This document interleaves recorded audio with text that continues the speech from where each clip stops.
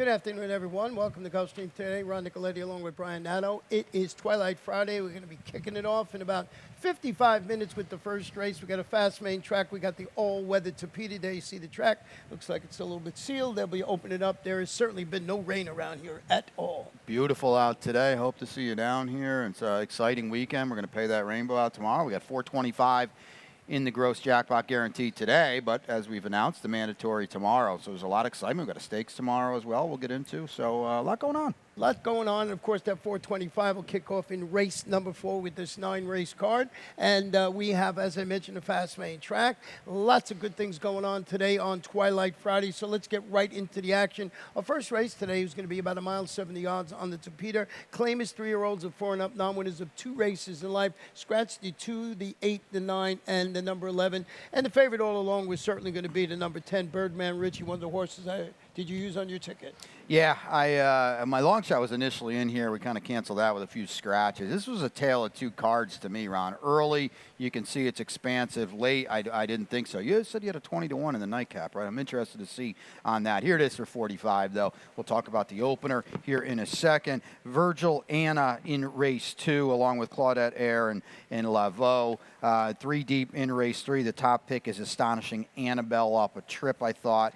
In race 4, here's another single, the single, I should say, Forest Survivor. It was a tough sequence. I had to narrow somewhere because I'm going 5 deep in the maiden claiming 2-year-old race because I couldn't really make heads or tails of that one. The top pick, I actually lost my top pick, Smooth Motion. Grand Slash now on top for me. Ron, $45, admittedly, a very, very difficult sequence to me. Yeah, I have Grand Slash on top, too. Always had that one on top. First race today, as I mentioned, the current 6-5 favorite is the number 10, Birdman Richie, who's the only multiple winner in the field. So we'll put a check next to that. Moves to the Saffie Joseph Jr. barn after the claim and plunges today to the $8,000 level. This is where the red flag comes out. After facing 16 to 20 condition claimers before going to the sidelines in June, Edgar Zayas rides. It's a little bit of a shaky proposition. I think it is. I couldn't agree with you more. I was, I went away from this horse. You have to use him. It's sappy. We're off the claim. Edgar Zayas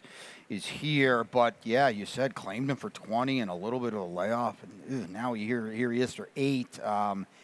Doesn't really add up. I'm glad you mentioned the 2-time winner, though, because we've talked about that a lot. I do feel like it's a big deal in these kind of races. Well, the horse you have on top is number 7, Colonel Jackson, who's turning back slightly, dueled throughout, and got beat in the neck. It went second against Similar. That was going a mile in the 16th. Good performance, Gerald James, the trainer, and you get the E&L Bito in the saddle. Yeah, initially was my long shot on the card, but that's long gone now with 3 scratches, and I just thought he ran very, very well last time, Ron, with a little bit of a trip, too. I mean, no one else made up any, no one else that was around early was around late except for this horse. And then you couple that with Birdman Richie, who's, where we mentioned, we're plunging a little bit off the claim. I think especially now that Bird Note is out, we've got this exacta pretty narrowed down in here. Yeah, the only other horse I just want to touch on real quick is the number 6 Golden Indy, who tracks the services of leading rider Miguel Vasquez. You look, he set the early pace and faded against Similar, and we lost some of the speed in that race with the number scratch of the number 240 Flash and Bird Note, who both had some tactical speed. I just was curious that Miguel Vasquez ends up here after showing speed and fading last time out. Yeah, I agree. I mean, he did get loose last time and stopped badly, so I don't know what to make of that, but it's a huge move to get our leading rider. And, anytime he just gets aboard, you have to take notice that, well, hey, what's he doing here kind of a thing. No, we've had a couple of horses that he rode that 8-10 to 1 that have won. So it was just something I found intriguing in race number 1. Race number 2 is going to be about 5.5 on the Tapeta. It's a maiden optional claimer for fillies and mares 3-year-olds and up. That optional take, if you're not a Florida bred, is $40,000. Did have a couple of scratches in here of Candy Mom, the 1, and the number 6 Hot Bottom Girl. And you have the number 5 horse. Let's start that with Virgil Anna. I thought this horse went very, very well on debut, Ron. Broke a step slow, got shuffled a little bit, and still showed some interest late while gaining quickly. Now we've got that start behind him, excuse me. We get a little bit more added ground, which you would think is going to help her, too. A trainer switch to Scott Acker, and Miguel is here. And again, say it like we did in race 1. here's our leading rider. You got to take note there. I think she'll be running on late. Well, the horse you have in second and third, and I have on top Claudette Ayres wheeling back after promising career debut. I want to go back and show you the performance not only of Claudette Ayres, Laveau, and Feline in this race. We're going to pick it up. And there you see number 6 Feline on the lead. Laveau is there. Now, going to do battle with the 3-5 favorite in here, Parchita. I'm talking about Laveau, who's a half-sister to Go Jojo Go, one of the Florida Sire Stakes races. But you're going to watch that the number 5 horse near Claudette Ayres ducked to the inside. I thought it was a pretty good finish. And I went back. It said slow, had some trouble at the start. It wasn't that much. I thought the 7 ran well, but I thought the 5 was sneaky good in there. And, of course, it's Saffie Joseph Jr., who's really good with maidens making their second start. And that's what separated me from Claudette Ayres and Laveau. Yeah, I think we've talked about it a lot, 27%. So, yeah, he's been winning with first-time starters, but typically you're going to get the big move forward with his second-time starts. Ronnie, if she does improve, the rest are in trouble because that was a pretty fast race for the level. And now if we think we can get her to move forward even more, she's drawn perfectly to the outside. I think she shows a little more speed off that debut, too. She'll be really tough in here. Yeah, so let's go to race number 3 this afternoon, and this one is a 7-furlong sprint on the fast main track. Maiden special weight filly 2-year-olds. A clean slate in here, no scratches or jockey changes in here. Let's start it off with your horse in here, and that is Astonishing Annabelle. Well, let's go and show you first her race last time out. And first I want to show you a run up the backstretch. You can see she's the number 2 this afternoon, and she's just racing greenly, and she just gets squashed in between horses and has to go back. You see her right now just getting steadied back in there, just nowhere to go. And you can see her dropping back. Bob did a good job showing you also the head on there. And now when you turn for home, this one is out near the popcorn stand when it closes to come in. Look out there all the way out and the 1, 2, 3, 4, 5, 6 path, and still runs on with it. I thought it was a very, very encouraging effort with all that trouble to boot, as you alluded to. And I had this replay pulled up if I wasn't stat boy today. And I just, give me a fair shake with this horse. And, Chantel got to know her a little bit last time, so there's no issues there. And now I really think we can move forward here. A horse that was well met, 4-1 in a 12-horse field last time, too. So, they liked her that day, just didn't really work out. I would think we see a major move forward today. The number 2 horse in here is where I went on top. You have it a little further down. My Cajun Lady is stretching out that additional furlong today after tracking the pace. Finishing third in the 6 furlong debut. Mike Yates is pretty solid with maidens making their second start. He's 21%. Leading jock Miguel Vasquez in the saddle today. Just all those things that I just mentioned look like a logical contender. Similar with the number 5 at the Crossroads. Yeah, I mean, my Cajun Lady comes out of the Pachuca race. It was really, really good. And then at the Crossroads, I'll say this, and I don't, know anything about the jockey's musical chairs, but, Edwin Gonzalez typically is going to ride first call for Mark Casse. He sticks with the 5 at the Crossroads as opposed to riding the firster for Casse. The 4 skip to my loot. It's not the end-all, be-all. You got to be careful with those kind of things, but that's one of the reasons why I went with at the Crossroads. At the Crossroads, a little breeding there. Half-sister, the Grade 3 Delaware Oaks win a midnight stroll, so you can add that into factor that in. Yeah. So that's the first 3 races on the card. What we're going to do is take a short break. When we come back, we will have my Rainbow 6 ticket.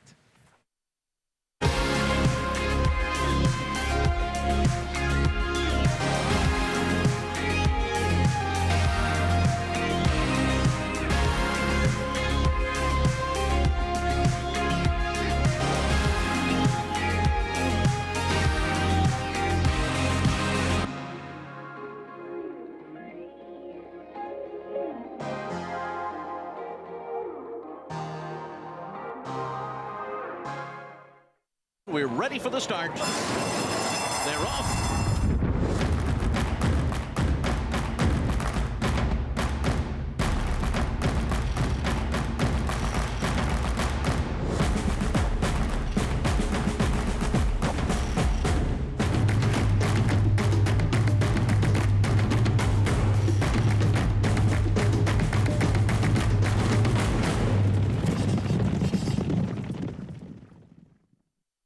Welcome back to Gulfstream. Today, Ron and Brian here with race number 4. It's going to be about 5 furlongs on the Tapeta, a starter optional claimer. In this race, we did have a scratch of the one Tis Romantic. Let's look at my $43.20 ticket. We'll talk about race 4 in a moment. 3 deep in race number 5. That's the one where you went real deep. Yeah. Grand Slash, No Name Dude, and Mr. Ash, but a wide open affair. Race number 6 today, just 2 deep in there. Actually like Astratico on top with Noble Empire in that race. In race number 7 this afternoon, just 2 deep with the 5 Racket and the King Silvio. I think those are the logical 2, at least when I'm handicapping it. Let's be honest. Race number 8 is my top pick. Demo Wonder wins races in bunches. Just got beat last time out.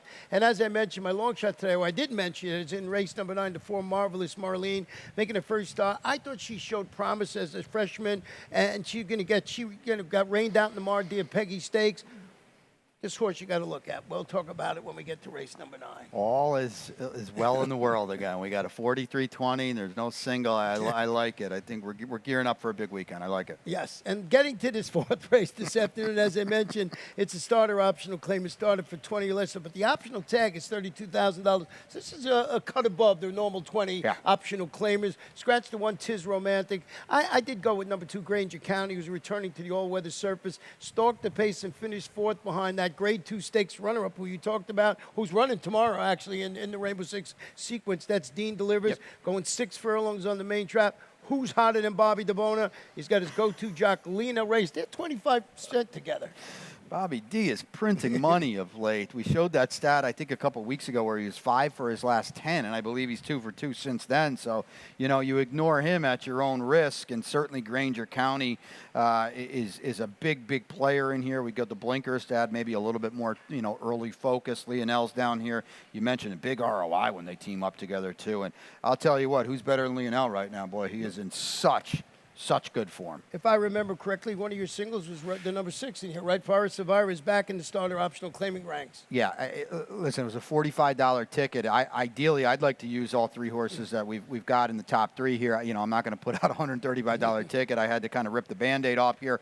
So Forest Survivor, he did well to draw outside what I think are his 2 biggest rivals. He can kind of see what's going on to his inside. And I think Uncle B, and now with the blinkers going on, Granger County, maybe they get a little hot and bothered early. Forest Survivor can kind of sit back and lick his chops a little bit. And we're dropping out of a stakes race, too. That was run by Chasing Artie, and the Virginias have been such a good form, too. Yeah, that was a $100,000 Bob Humphrey Sprint. The number 4 Uncle B, who you alluded to, is wheeling back after duel throughout. Got nailed late by current nemesis in that race was Beer Ritz, who's not in this race. Thank goodness for Uncle B. In consecutive races, Laura Cesaris sort of stuck in second gear. Was that Beer Ritz's fault? I don't know. Yeah, a little bit of both, I think. You know, 6 of one, half a dozen of the other. Uncle B's in a tough spot, though, today because we got Forest Survivor pressing to the outside, and Granger County's not letting you get away either. So, boy, he's going to have to run hard every step of these 5 furlongs. Let's flip the page, go to race number 5 this afternoon. And this is 6 furlongs on the fast main track. Maiden claimers, 2-year-olds, 50,000. 1, 2, and number 5. 1, 2, and 5 have been scratched out of the race. This is where Bryant went deep. Let's see how deep he went with his late pick 5. I could go deeper, actually, because it's a whole $10 there. So we went 5 deep here. 3 singles on the back end of this card. Wind 99. 2 scratches killed my value in there, but we'll talk about that one in a second. That's my best bet of the day. Here's another 4-pack in race 7. The top pick is King Silvio. I just kind of blanket this race, kind of saying, you know what, I'm going to get through this race. And then back-to-back singles in the late double, Let's Be Honest. I think you mentioned that one already. And then in race number 9, the 8, Journey to the Moon. I thought it had a trip last time, still won. I thought that horse was way the best last time. Let's go right back today, Ronnie. Well, I handicapped this 5th race. Unlike you, just took everybody in the race here. I went with the 6 Grand Slash, who's dropping to the 50 level after counting. Had some trouble on the backstretch when finishing 3rd against maiden special weight runners going 5 furlongs. I looked. It wasn't that big of a deal. Yeah. Victor Barboza Jr., Edgar Perez handling, so it's a combo, drop down, and stretch out in distance. Yeah, I don't have anything in my notes on that, so I tend to agree with you. I don't really think it costs this horse that much. But, you know, off that debut now, Victor Barboza Jr. Not huge stats second out, so tread a little lightly there. 21-1 on debut, but now we drop in class out of an maiden special weight, and pretty encouraging effort in and of itself. And we're in for 50, so it's not like we're giving a horse away here. So I expect him to run very, very well. The number 10, No Name Dude, is the son of the big beast. Look how this horse is working in the morning in preparation for his career debut for Jose D'Angelo. I think you watch the tote action. It's a good time when you're betting a late pick 5. See how much money this horse takes. You can't find a stat yet on Jose D'Angelo with all his first-time starters. He's had way more this year, just nothing to really show yet. So Edgar Perez, I just think Jose D'Angelo and Sonny Leone are going to team up together for this one. Yeah, the one thing I will say, because Ronnie's right, there's not a lot going on here as far as what we can kind of pick and choose from with Jose, because he's just starting to kind of get into this arena, so to speak. He tends to seemingly work them all pretty quick in the morning. And so we'll see, and it doesn't necessarily equate to tote action in the afternoon, but I agree with Ron. You want to check the tote board here because a couple of these works, look at that July 23rd Bullet Gate Drill says this horse is fast. Yeah, he's been working really fast. What about the number 4, My Eagle Soars? Second start for Kathleen O'Connell. Hasn't been seen since early June. Yeah, I mean, that's a little bit of a worry. Sloppy debut against Florida-bred maiden special weight company. The winner was good that day. We know how good Kathleen is. She's only 10% maiden second-time starter, so they're a little, tread a little bit lightly there. But I thought this horse ran well enough on debut to make a dent in a group like this. I got to mention the number 11 horse on the outside, Mr. Ash, who's dropped, breaks from the outside, failed to show much in his special weight debut for red-hot trainer Fausto Gutierrez. Over the last 30 days is 6 for 12, 50% with a 547 return of investment. Romaran Mirage is in the saddle. If I'm getting 30-1 on Fausto Gutierrez, I'm throwing this one on the ticket. Oh, wow, yeah, there's 3 scratches now, too. You weren't going to get 30-1 anyway. Right. But he's not only is he white hot, he's done this with these type of horses a few times. Horses that didn't run at all on debut, second-time starters, just pop when you couldn't see it. And listen, he was the last horse I used in my pick 5, and there was no way I was not using him because of what Ronnie said. This barn has been so hot down here. Yeah, you sort of just have to pay attention. I'm sure he'll be about 10 to 12-1, especially with the scratches in that race. Race number 6 this afternoon, 7 furlongs, fast main track. Starter optional claimers, 3-year-olds and up started for 20 or less, or the tag of 20,000. Once again, a couple of scratches in here. Well, 3 scratches. The 1, Celestial Glaze, the 6, Poseidon Sun, and the 8, Brother Brad. We will turn it over to Pete in just a little while. He'll give you all those scratches you need and everything like that. You did go with this is your best bet in the afternoon. That's number 3, Wind 99. Why? So this was my long shot last time, and he was 20-1, and you would have thought he was 6-5 if you watched the race. He was never losing. And I just wonder if maybe, I don't know, Eddie, please put one by here, because this horse hadn't run in over a year. Well, almost a year, excuse me. Beat maiden claimer 12-5s, runs him back for 20. Nobody, dips in for the tag, and he runs off the screen by 6. Now, second off, we're not in for a tag. There's no way you can claim this horse now anymore. I just kind of think, Ronnie, he's going to move forward again. The value's crushed now because of the scratches. That's unfortunate. I'm excited to see this horse run because, boy, last time he was absolutely awesome. Eddie Plessis Jr. winning race at like 23% clip. He's having a good summer. Number 2, Acertico is where I went. Dropping into this race here. 20 starter optional claimer. Followed that condition claiming victory at this 7 furlong distance with a 3rd place finish. Was the tepid favorite that day against 35 optional claimers. Also contested at 7/8 of a mile, which I like. It's Ronnie Spat. It's Miguel Vasquez. I'm not you leaving this horse off my ticket. No, I thought this horse ran really, really big last time, even better than it looked because he dueled throughout. The pace rival was 5 lengths behind him, and the horses that ran 1-2 that day were 4th and 7th early on. So it really kind of magnifies how good this horse ran. Let's number 7, Noble Empire, is turning back. We're going to go back and show you this horse's last race back on July 1st. We're going to show turning for home to the wire when Noble Empire. It's just one of these races was the, number 2 that day, just nowhere to run, turning for home. Always one of these situations where you got to try and find that spot. Greg's through here, gets bopped around a little bit, coming through between horses. And I thought runs okay. Also in the race is Cozy, my boy, who was there. The number 7 horses on the outside. But I just thought that Noble Empire, maybe with a cleaner trip, would have run a little better this afternoon. Ends up finishing a good second anyway. It's Happy Alter, Edgar Zayas. Yeah, I mean, there's a lot to like here. Happy's been sending out live horses, and he did. He ran very, very well last time, all things considered. The winner was good that day. Cozy, my boy, is back here, too. And, you know, Edgar getting aboard Amiso Jaramillo. We should be seeing him back here pretty shortly, right? Yeah, well, last time we saw him, which was about 3-4 weeks ago, so it's about that time he should be back. I hope everything is going well with him. We'll try and find out. Our agent will find out for us. Claudia knows very well what's going on. She's good friends with Amiso Jaramillo. We'll see what Claudia knows about. Yeah, hopefully sooner than later, because he's one of the good ones down here. Yep, definitely. Let's go to race number 7 this afternoon, and this one is a mile 70, about distance on the Tapeta maiden special weight 3-year-olds and up, 6 in the field. You went with the number 2, King Silvio, trained by Kent Sweezy. First time on the Tapeta last time, and he ran behind Grant David, who came right back and looked so good winning again. And I think that's a positive race that he comes out of. That was also his first start on the Tapeta. We can build on it. We can save ground down on the inside. The other thing I like too, Ron, I think the pace will be a little more tepid today. It was really, really quick last time. He tried to make first run into it. I think he probably paid the price a little bit late. I thought it was still, all things considered, very, very good effort.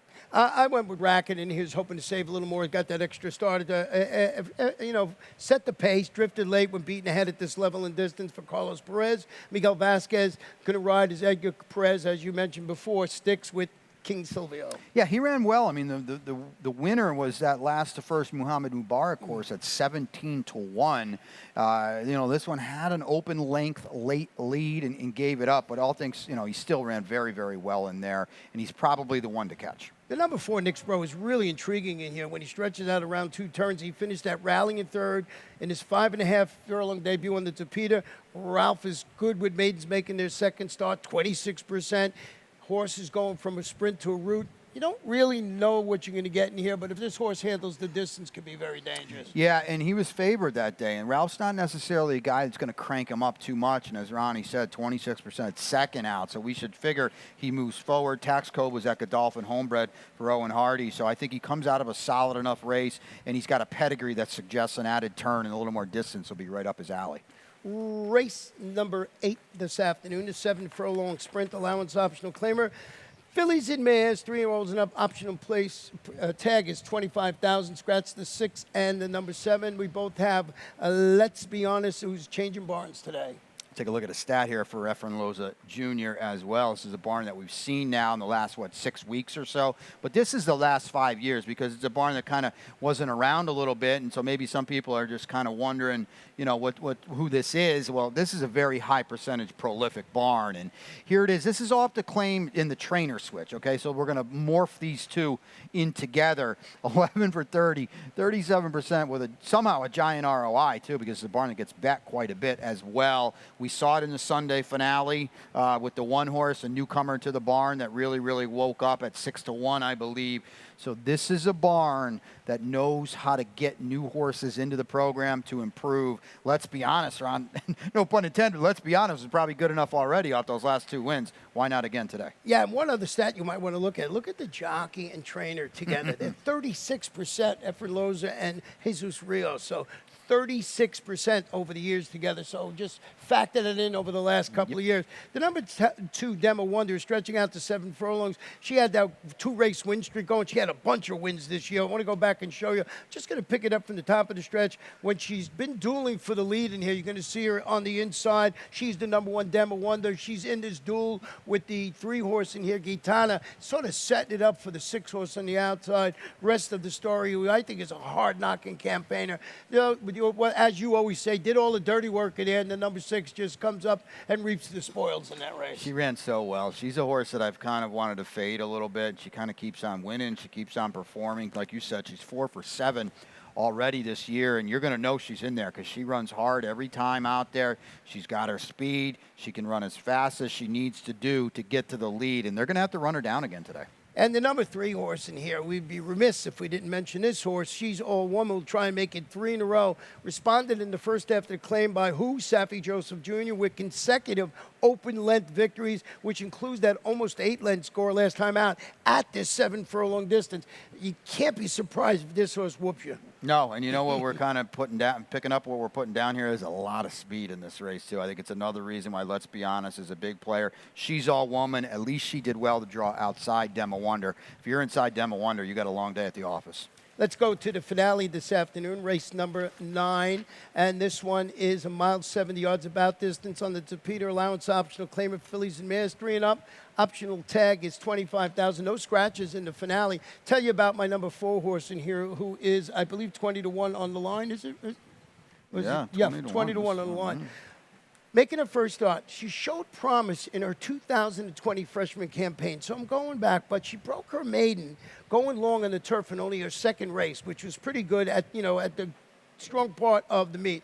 She got slammed at the start. She was sent to the sidelines after finishing 5th. That was in the rained out My Dear Peggy Stakes. So they thought highly of this horse. Now this daughter of Gosapper returns for Steve Dwoskin. Lasix. And look at the workout pattern, the string of solid 4 and 5 furlong workouts showing preparation for the first time on the Tapeta. Chantal Sutherland, I just thought this was a good long shot to have on the ticket.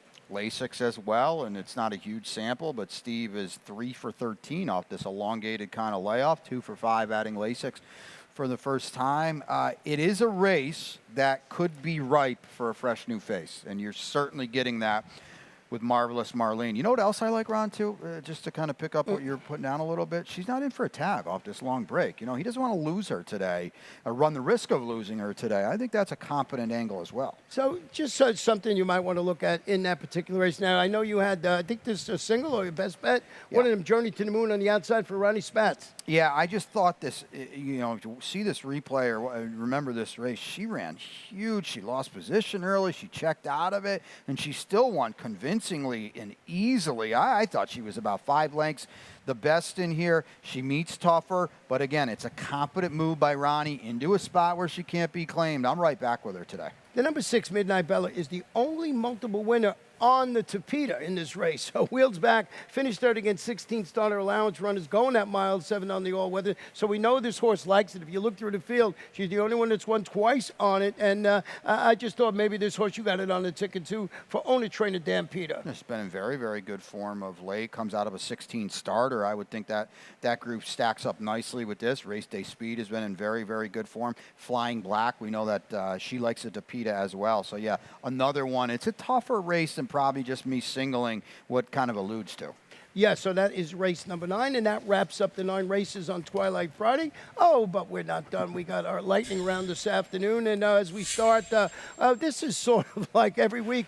You know, we go with the jocks first, I believe. I don't know which ones we're going with, but you're going to see, yeah, the jocks 83 to 62. Yeah, I don't know who sends these over at night, but they got to work on their wording there. No, it's me. I'm joking, but because Lionel's probably the headliner here, because we know Miguel. Okay, he's 21 ahead, but we talked about this in the office quite a bit last week. Lionel got that second place on the podium a few weeks ago. He does not look like he's interested in losing it at all, and he's just been continuing to be in good form. Yeah, he's a guy. You look at Miguel, and you keep saying, well, they're going to catch Miguel, and every week he wins 3 or 4 more races. Seems every 3-day stand. I feel like every Friday he's up the ante a little bit more, because I think it was about 6 or 7 before Amicia got hurt, and now every week it's extended.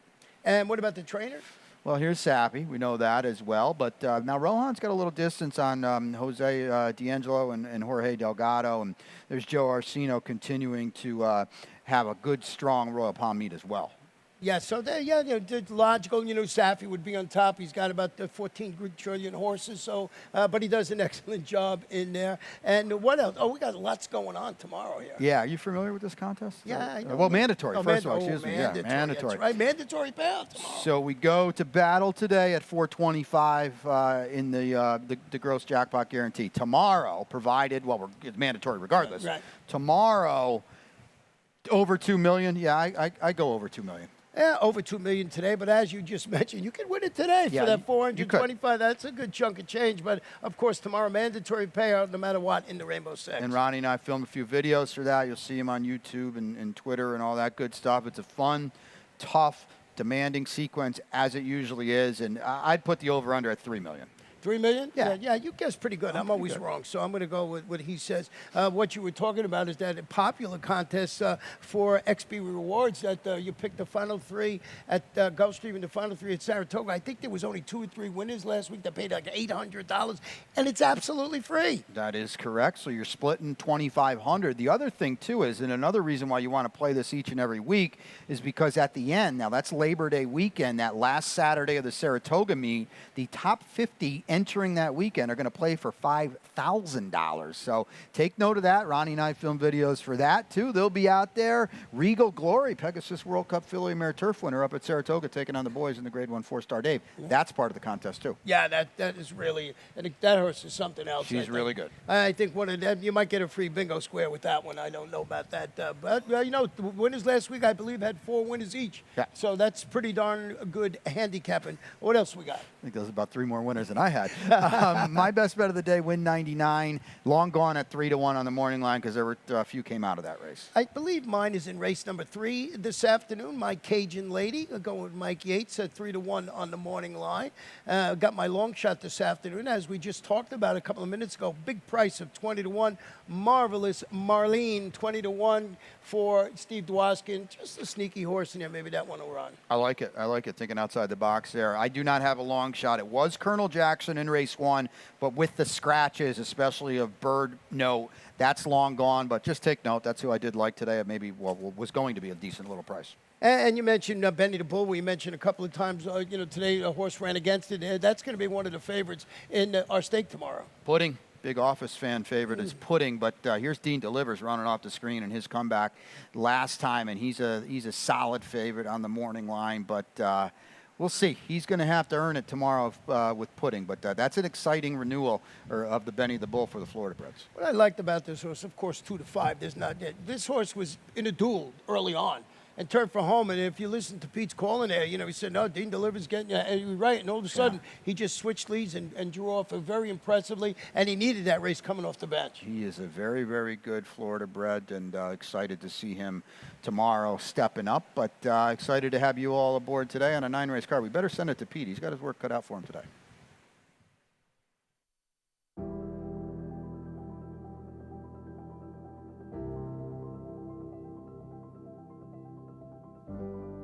The Thoroughbred Aftercare Alliance is really the vehicle for the transition for our racehorses coming off the track into a second career and safe environment for these horses when they're done racing. I've been passionate about racehorses my whole life, animals in general, and without the TAA to provide that oversight, there would be a big void in terms of making sure that we have this ongoing safe environment for our off-the-track racehorses.